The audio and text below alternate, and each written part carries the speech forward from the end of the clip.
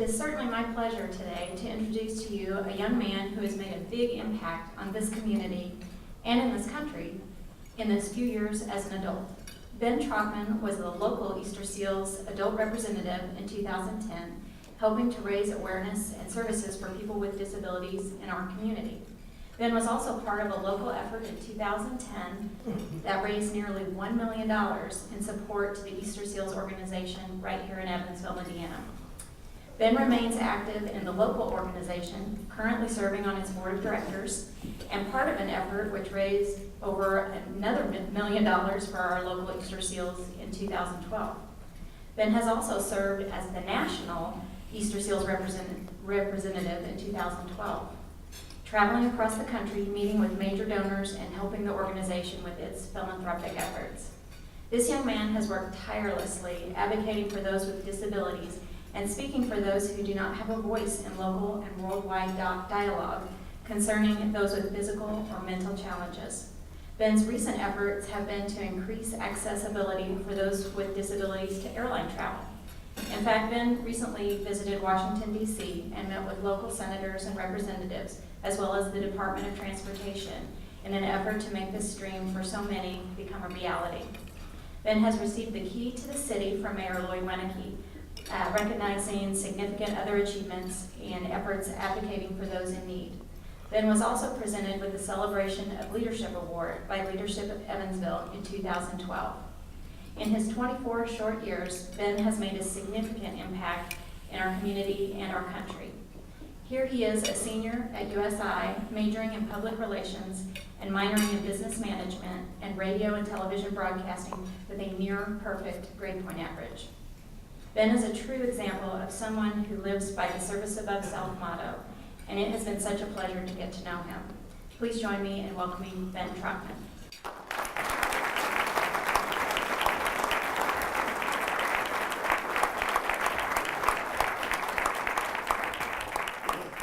Thank you so very much for having me. It's an honor to be in front of everyone here. I know this is a very important club here in Evansville, and I hope that my short words can correspond with the meaning of the Rotary, and hopefully it doesn't bore anyone to death here for a short period of time. And thank you for the warm introduction. Diane and I met recently regarding my airline idea, which we'll get into momentarily, and it's like I said, an honor to be here. I was injured in 2006, March 19th, in a motocross accident. Now, before that time, I was your normal 17-year-old kid. You know, I had about 3 things on my mind at that time. I'll tell you what they are. You don't have to think about it. I worked, and the reason I worked was to buy parts for my truck, and I drove the truck to show off to the ladies. Now, a few things have changed since then, but some things still stay the same. But you can think about which ones stay the same. But I've grown up a bit since then. Now, as I said, March 19th, the day that I was injured, a lot of things have changed. You know, before that time, I really didn't understand the whole meaning of teamwork, of working together, because I did a lot of things my own. I'd get up every day.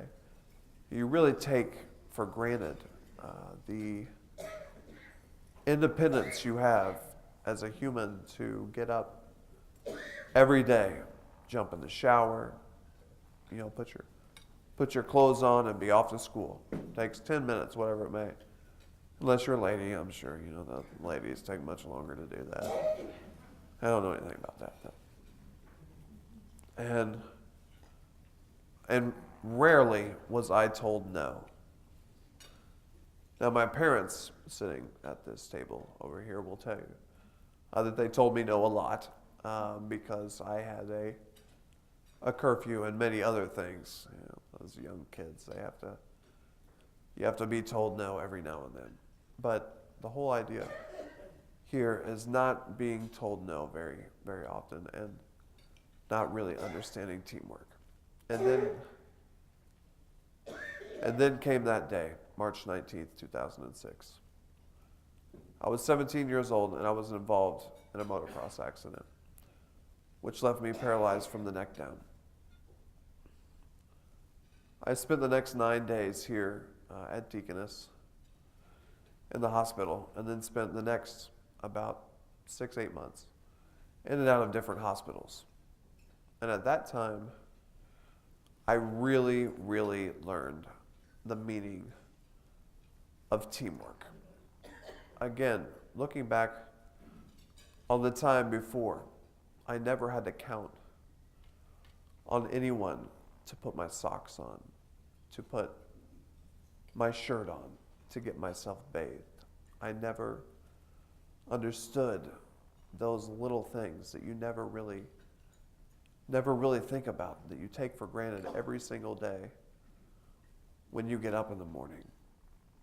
When I was in the hospital, I had to count on nurses and family for all of those things. What a tremendous family I had. What a tremendous group of people I had around me, because without those individuals, without that teamwork, I would not be here today speaking in front of all of you. Now, when I was in the hospital, in the very beginning, the doctors told me that I would never feel nor move anything below the site of my injury, which was very high. Therefore, I would never feel throughout my arms or legs, or move anything for that matter. Over time, I have started regaining feeling throughout my arms and legs. I've been able to bicep curl about 15 pounds. At one time, I was able to push myself up in a push-up position. I've been able to feel throughout my legs. Now, all of this was done through teamwork. I was using and getting assistance from my therapist, from my nurses, working tirelessly every single day to work on my body, to regain function, to do these things. And just because that doctor told me no, I didn't believe in that. I didn't let someone else tell me the way that things were going to be, because I believed inside that I could do more than one man or one woman or one person, because for every one person that says no, you can't, I've had 25 people that says yes, you can. I've had 50 people that stand behind me and support me. Now, after all of this therapy, which is ongoing, and again, I was injured at the age of 17, so this is my junior year in high school. Really bad time. Really bad time. I mean, it was great. I loved high school. I mean, again, you take everything for granted. High school was easy, wasn't it? I mean, starting to get in the real world, it's like, man, can we go back, please? That's not part of the speech. Where are my notes? Through all the therapy and all the travel that I did, I was able to graduate on time with my class, which was a very important thing to me, a great achievement. I never would have thought, after going through an injury like I did, which, I mean, you never would think about suffering a spinal cord injury at the age of 17, but to be able to graduate with your class was a real accomplishment. And I'm very proud of that. But now, the next step in my journey, after proving those doctors wrong, that no, the next step was college. Oh boy, college. Now, there's a lot of individuals with disabilities that are told that they can't accomplish these things, or that may not be for them. For me, that was not an option. I was going to go to college. In fact, one of my first meetings at USI, I won't mention the person, but I was interested in radio and television broadcasting. I've always been very passionate about sports, and I wanted to get into sports broadcasting. And I met with this counselor, and after speaking with this person, I was very discouraged because he did not feel that I could accomplish what needed to be done to graduate with a degree in radio and television broadcasting. He basically told me no. That wasn't going to fly with me. I am now a senior at the University of Southern Indiana. I will be graduating in May. Now, I did change my major about 5 times, but we all do that, don't we? I'm still trying to figure it out. I usually tell everybody I'm on the 5 to 10 year plan, somewhere in between there, and it's going to happen. I'm going to graduate in May with a degree in public relations, and as Diana mentioned, I'm also minoring in business management and radio and television broadcasting. So, you don't let someone tell you you can't do something. Because I've done it. I'm doing it. You all can do it. You may have different dreams, but this is my dream. This is what I am making come true. Now, I used these public relations skills. I'll say I have these skills. During my time as the 2010 representative for Easter Cereals here locally, which was a wonderful, wonderful opportunity. Got to meet a lot of great people, a lot of people in this room I know because of the time I spent with Easter Seals. And then in 2012, I had the opportunity to serve nationally as a representative. Now, during that time, we had the opportunity as a family, my wonderful family again. I have to include them. They'll tell me later, oh, you didn't tell me. My uncle gives me a hard time all the time. I talk to him on the phone. He tells me, you better say something about Uncle Steve, He's a real selfish guy, He always wants. But now I can say that I said something. It's on a recording now, so see, I told you, I have a great family. Without my family, I wouldn't be here. They really are the light of my life. And that table over there, would you all please give them a round of applause because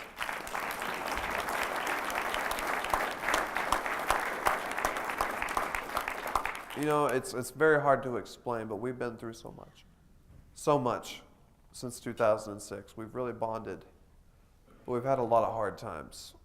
But it goes back to this whole meaning of teamwork. I mean, it's such a simple word. It's one word, right? Such a simple word. That was a joke. Such a simple word, but such an important thing. Without family, without friends, without that team, you don't accomplish your dreams. You don't get past those people that say no. Back to my point. Uncle Steve got me all. Anyway. During my time as a 2012 representative, we did a lot of traveling. Went to Washington, D.C. We went to New Orleans. We went to San Diego. And we went to Chicago. Now, we had to drive to all of these places because currently the airline situation is not accessible for individuals like myself in power wheelchairs. To keep it short, basically the process for an individual like myself to get onto an airline is I would have to show up early, as we all do. They would transfer me from my personal chair, which is about a $40,000 chair charged to insurance, which We'll save the insurance speech for next week. They transferred me from my chair to an airline chair. Again, this is picking me up out of my chair and putting in another. And then they roll that chair into the airline plane, lift me up out of that chair to put me in the airline seat, which we all know is very comfortable. Sarcasm. Now, this process, to me, is very unnecessary and needs to be changed. That's why recently I traveled to Washington, D.C. I met with senators, legislators, Department of Transportation officials, all to talk about the way that this process needs to be changed. Now, people might tell me, no, it can't happen. But I have such a good team around me. I've worked with Easter SEALs nationally. I've worked with individuals here locally. Met with Diana and her team here. I've met with so many people that have encouraged me to know that we can get this done and make a change so that accessibility for individuals with disabilities and airlines and everywhere can be better. We can do better. With the right people, we won't let anybody tell us no. And I truly believe that. Now we can talk about this airline deal for a very long time because it's something that's ingrained in me now that I know that I need to change because I have an answer. I know the way that I want it to be done and fixed. But it takes time. I've been telling people that if we can get it fixed and make things more accessible, it could take up to 10 years. It could take longer than that. But you have to be persistent. You have to have your team, and you have to have that never say never attitude. And I feel like that's what I really want to convey to everyone here today, is because you all are a team. You all are the people that have never said no. And I encourage you to please keep it that way. Now, just in regards to people with disabilities, this is no job pitch for myself, but this is just a fact. Around 15% of people with disabilities are unemployed, which is about double of people without disabilities. I encourage you, the business leaders of Evansville, this great community, this town that I get to call home, to reach out to individuals with disabilities. I'm not asking for a handout, but there are so many people out there that are in the same shoes that I am in, that have fought through so much diversity and built strength from their disability, and they are unemployed. Those people deserve a chance too. Maybe we get around a little bit differently.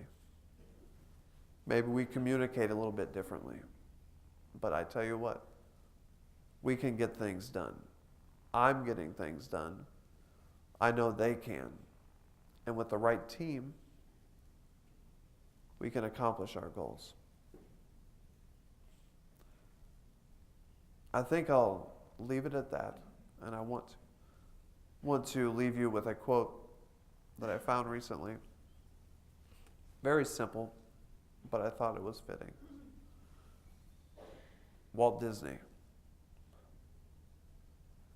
If you can dream it, it can happen.